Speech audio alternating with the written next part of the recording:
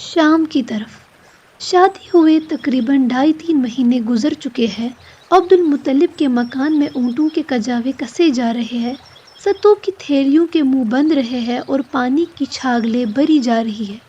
تلواروں کی پھٹی ہوئی نیامیں بدلی گئی، ترکش میں تیز قسم کے تیر رکھے گئے۔ یہ سفر ہے، پرائے ملک میں جانا ہوگا، اور پردیس کو ہر کوئی وطن کے مقابلہ میں زیادہ بند سنور کر جاتا ہے۔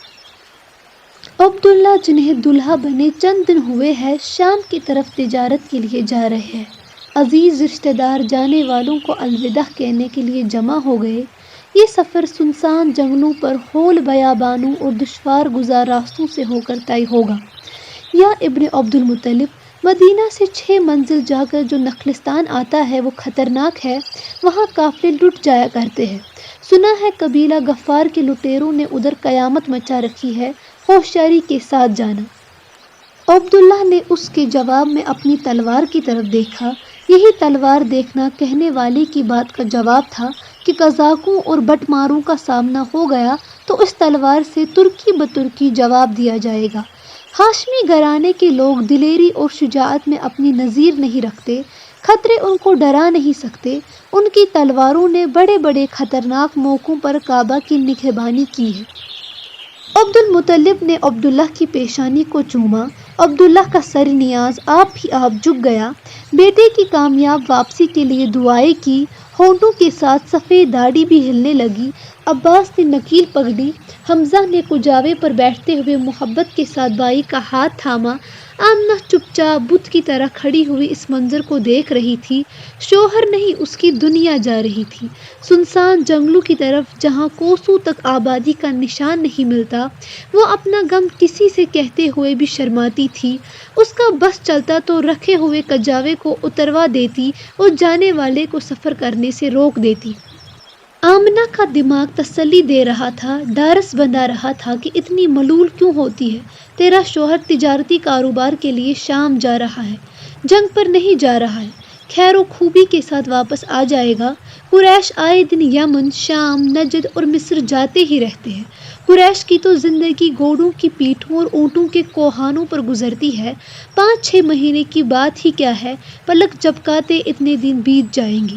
مگر اس کا دل آپ ہی آپ بیٹھا جا رہا تھا۔ کوئی اس کے کان میں کہہ رہا تھا کہ عبداللہ کو خوب جی بھر کے دیکھ لے، پھر دیکھنا نصیب ہو کہ نہ ہو۔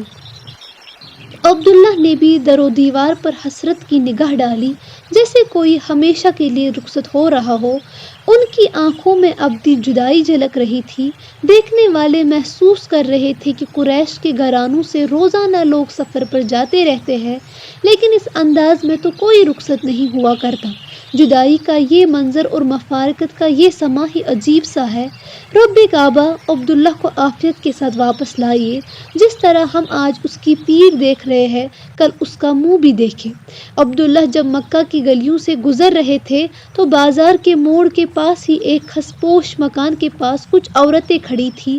ان کی باتیں: سعد، یہ عامر کا چہیتا فرزند عبداللہ تجارت کے اونٹ لے کر سفر پر جا رہا ہے۔ اس کے باپ کا نام عبد المطلب ہے، سید القریش، مقدس کعبہ کے دربان، اور تم بات کاٹ کر انجان کہی کہ تجھے تو بس گڑیوں کے ساتھ کھیلنا اور گیت گانا آتا ہے۔ ارے نادان، عبد المطلب کا اصلی نام عامر ہے اور اس کا لقب شیبہ ہے، سمجھی؟ شکریہ، مہربانی، لات و حبل کی سب برکتیں تیرے حصے میں آئیں۔ اور یہ بھی کہو کہ میرا بیٹا لبید کی طرح شعر کہنے لگے، عرب میں اس کا نام ہو اور عکاظ و ذوالمجنہ کے بازار اس کے قصیدوں سے گونج اٹھے۔ زبان نے نہیں، دل نے کہہ دیا۔ ہاں، تو میں یہ کہہ رہی تھی کہ شادی ہونے سے پہلے عبداللہ کی پیشانی میں جو نور نظر آتا تھا، اب وہ دکھائی نہیں دیتا۔ پیشانی میں بس اس کی تجلی کی جھلکیاں سی رہ گئی ہے، جیسے سورج چھپنے کے بعد کبیس کی چوٹیوں پر کرنوں کی مزمحل سی داریاں چھوڑ جاتا ہے۔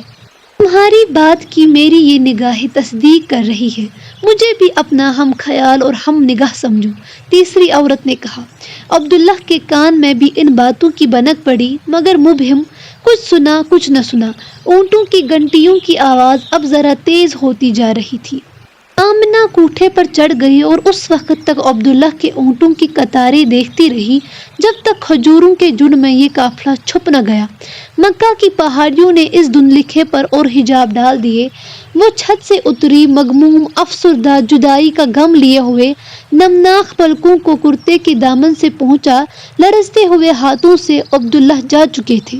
ان کی نگاہوں کے نقش آمنہ کو در و دیوار پر ضرور نظر آ رہے تھے، جھلکیاں، پرچھائیاں، لکیریں، یاد ماضی کے کچھ ادھورے خاکے۔